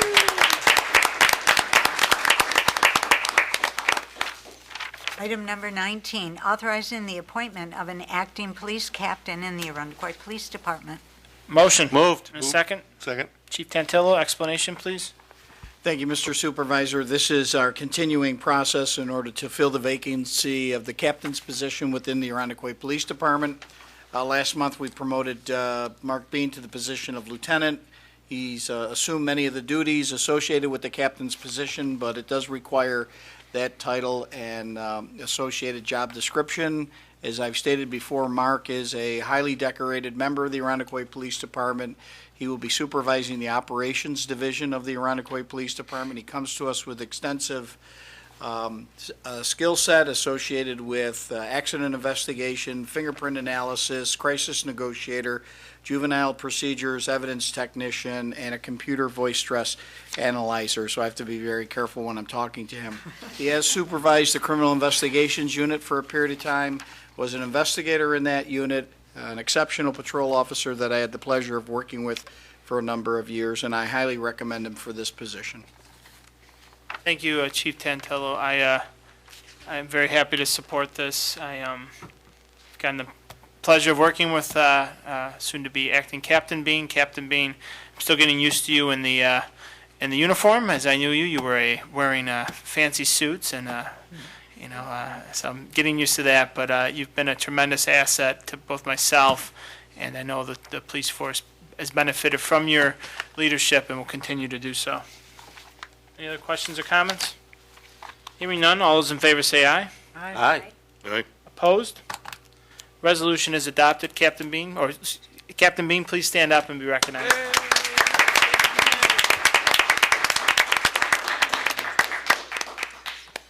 Item number 20, calling for a public hearing to adopt a local law pursuant to Town Code Section 132-6, paren D, relating to bow hunt regulations for the Arundecoit Deer Management Program. Actually, can I withdraw that and actually call on Mr. Perticone for an introduction? Yeah. I move the following law pursuant to Town Code 132-6 D relating to bow hunt regulations. Thank you. Do I have And Madam Clerk, you can call up the resolution now. Thank you. Okay. Thanks, John. I'm sorry. Calling for a public hearing to adopt a local law pursuant to Town Code Section 132-6, Paren D, relating to bow hunt regulations for the Arundecoit Deer Management Program. Motion? Move. And a second? Second. Okay, I'll speak on this. For the past 2 decades, really, the town of Arundecoit has executed a deer management program that relies largely on bow hunters and now solely on bow hunters. It is done to manage our deer herd. We're a unique town in the sense we're surrounded by 3 bodies of water and a highway. The deer do not have a lot of place to go. They have a big park in the middle, and as such, the deer population has swelled over the years, and this program is necessary to manage it. There's a few factors that warrant the program's existence, and I'll get to the genesis of the new law. First is public safety. Since this program has been in execution, motor vehicle accidents that are deer-related have decreased significantly. That's safety for motorists. Also, it's the health of the deer population. The larger the deer population grows, the less access they have to food. If you look at deer around the area, they're not the healthiest looking deer. We also have factors such as Lyme disease, et cetera. And the deer tick population, there's a warning this year for that. So those are all elements that play in. It's not just the inconvenience of eating the shrubs and stuff. This is a public health program. For the past 2 decades, we've managed it with guidelines as directed by the police department, Arundecoit Police Department. A 2016 court case, which we were brought to suit by a resident. The judge, the Supreme Court judge, expressed that the town needed to codify those guidelines and needed statutory authorization from the town board. So that's what we've done. And what we've done is we've incorporated a lot of the existing guidelines, but also looked for ways to make the program better, to make it clearer, more transparent. I think the program is transparent, but we want to make sure that we're mindful that we're in a community of 52,000 people.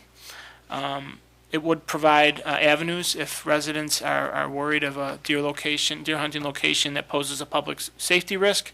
A resident would have a course of action to appeal to first the police department and then an independent body that's established through this chapter. It also codifies a lot of the existing regulations relative to the participants, the bow hunters. You have to be a very, very good hunter to be in this program. It's very, very closely regulated, and our police department does a terrific job doing that. Over the years, we've had residents offer proposed enhancements to the deer management program, and I think this incorporates several of them. Also, we're going to be more proactive about making the information about the hunt available. It's directed to make that information available on the town website. And finally, we want to legitimize the program. So every 2 years, we would be required to have a licensed biologist conduct a study of the size of the herd using a method that's approved by the board that's set up through this chapter. And I think this is I applaud Chief Tantillo, Officer McCackey, Bob, our town attorney, for putting this together, and I look forward to residents' feedback. But one thing I will say is I think the program is administered in a terrific manner, and I think this legislation would just allow the police department to continue to do that. So this would set the public hearing. A while back, we had some of the public made some comment. Will this be available to the public? Yes, it people always is. read Yep. on our website? Yes. We will be notifying the interested stakeholders who have reached out to us. So yes, we want to be transparent about this. Good. Any other questions? So there will be the outreach to the people who have already reached out to us and Yes. posting this on the website? That's correct. Okay, any other questions or comments? Hearing none, all those in favor say aye. Aye. Aye. Opposed? The resolution is adopted. Item number 21, approving the formation of Providence Durand Housing Development Fund Corporation, Inc., pursuant to the private housing finance law of the state of New York. Motion? Moved. And a second? Second. Ms. Ivers, explanation, please. Thank you. This resolution has to do with the Duran Senior Apartments, the recently approved senior development on Culver Road at 4225 and 4250 Culver. The project has received already all required approvals from the town, including the town board, the planning board, and the zoning board. What is before you now is really the next step that that Providence needs in order to move forward with the creation of their nonprofit housing development corporation under New York state law. And so that nonprofit corporation filing cannot be submitted to New York State without the expressed consent of the town board. And so that is what this resolution is asking for tonight. Thank you. And Carrie, jog my memory. The existing St. Salome's? Is a similar not-for-profit already been established? Correct. And so the same process was undertaken back in 2007 or 2008 when that approval was granted. Very good. Any questions or comments? Hearing none. All those in favor say aye. Aye. Aye. Opposed?